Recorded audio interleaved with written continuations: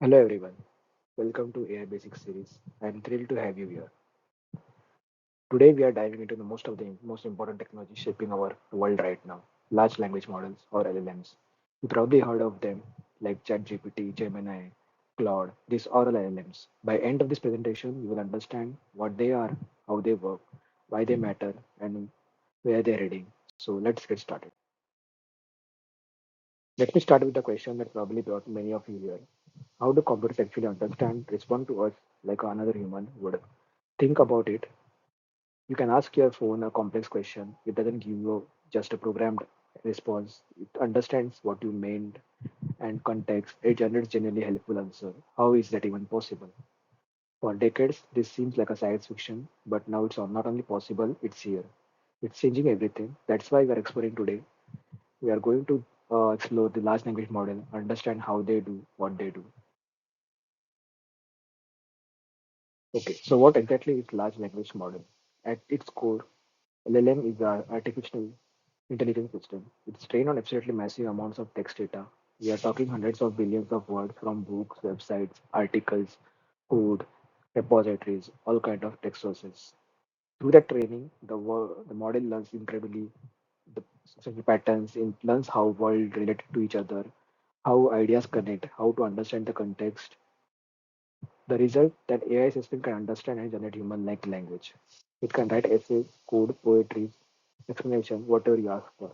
You definitely heard of the popular ones like GPT from OpenAI that powers ChatGPT, Claude, which is made by Anthropic, that's the AI used to help with the coding, Gemini from Google, Llama from Meta. These are all large language models. And that's and here's what is the wild. They can do things the creators never explicitly programmed them to do. They emerge from the training, the language patterns alone. Now, how do actually LLMs work? There are key concepts to understand. Don't worry if these are new terms. I will explain each one. The first, the tokens. When text comes into the model, it's not processed as a full sentence or a paragraph. Instead, it's broken down into smaller chunks called token. Think of token as a meaningful units of text. A token might be a word or a part of a word or even a punctuation. For example, hello world might be broken into HEL, hello, world, and explanatory mark. This tokenization lets the model process the information in a consistent way. Second, training. The model is trained by being shown millions of these tokens, billions, millions of these tokens. It learns by predicting the next token based on the token that came before. The more data it sees, better it understands the pattern. This is how it learns the language. Third, parameters. The parameters are essentially the weights and the values that model learn during the training. These are the number that represent the model knowledge. GPT-3 has 175 billion of parameters. GPT-4 has a parameters hundreds of billion, possibly over a trillion. These parameters are what enable the model to generate intelligent responses. Finally, the inference. This is when you actually use the model. You give it a prompt, it uses all those learned parameters to generate an answer. It's doing the prediction, predicting one token at a time based on what came before. So the flow is text get tokenized. The model was trained on billions of tokens. It learned the parameters. Now during the inference, it generates answers by predicting the tokens one at a time. That whole process in nutshell. So let me switch out this timer. Okay. So why would care about the LLMs? Okay. The why are company investing billions in this technology? Let me show you the four major applications as you see on the screen. The first is chatbot. Company are using LLMs for the customer support. Customers get the answer 24 by 7 from an AI that understands their questions and provides helpful responses. Some companies use them for internal support too. So it's transforming the customer service. Second is the coding assistant. The GitHub Copilot is an LM trained on code. The developers are using it every day to write a code faster, debug problems, explore new frameworks. It's like an expert pair programmer with you all the times. The third is the content creation, writing ideas and these. ideas and design inspiration. So writers, marketers, the designers are using LLM to brainstorm the ideas, draft copies, generate outlines, create variations of content. LLM can help the writer block to speed up the creative process. And the last one is the research. So scientists and researchers are using LLMs to pass through massive amounts of research paper, extract the insight, generate the hypothesis, extract the discovery. The research can ask LLM to summarize a topic, identify the gap in the existing knowledge. And honestly, we are just scratching the surface. The new application emerge almost every month. Some haven't even been invented. The potential is enormous. These aren't hypothetical; they are happening right now. Okay. So now I have to be honest with you. LLMs are amazing, but they have real limitations that we need to understand and process. The first limitation, the bias. The models are trained on data from the real world. The real world has a bias, the cultural bias, the perception bias. So these bias can show up in the model's output. The LLM might generate response that reflect the stereotypes, unfavorably favor certain groups. This is an active area of research, and companies are working hard to mitigate it.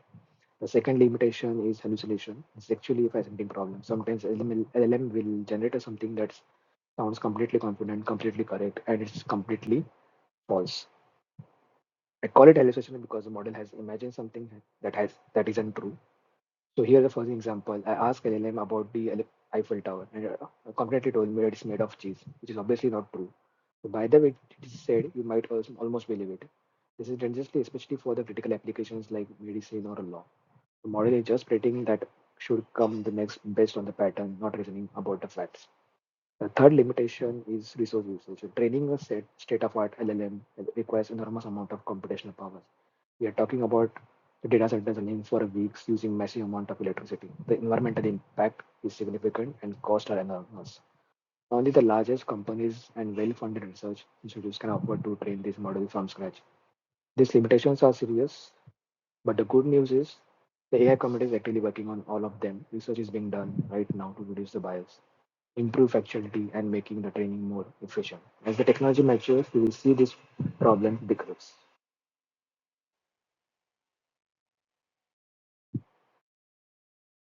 The future trends.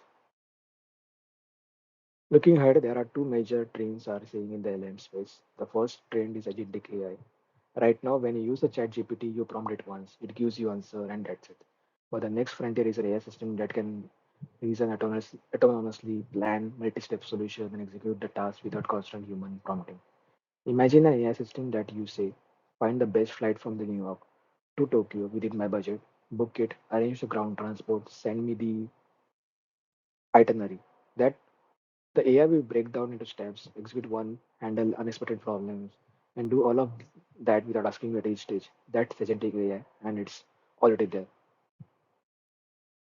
The second trend is the landscape of models. So we are seeing a split in the industry. When one side you have open source model like Llama from Meta, Mistral from and others. So these are the models that anyone can download, modify, fine tune, and use. This democratize UI development. Research and small company can build with the state-of-art models. On the other side, you have proprietary models like GPT, Claude, Gemini. These are controlled by single companies and you can access them through APIs. There, there are benefits of both the approach. Proprietary models often have more resources behind them, and open source model gives you freedom and control. This competition is driving innovation faster than ever. The open source models are catching up to the proprietary ones, and that's the great for the entire field. So, the key takeaways. Okay, so let's recap what we have covered.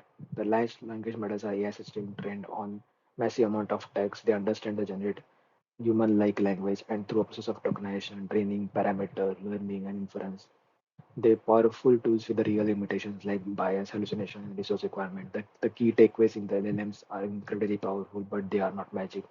They are they don't think the way the humans do. The statistical models have learned patterns incredibly well. Understanding both their power and limitation is critical. The next episode of this series, we are diving deeper into how these models are actually trained. We will talk about why scale matters, why bigger models tend to be smarter. We explore the concept of few shot learning, prompt engineering, and whole lot more. If you found this interesting, want to stay updated on the AI basics, Please like this presentation and subscribe to the channel for the weekly AI insight. You can learn more about the AI, stay ahead of this rapidly evolving field. Thank you so much for your time and attention. I hope you found this helpful.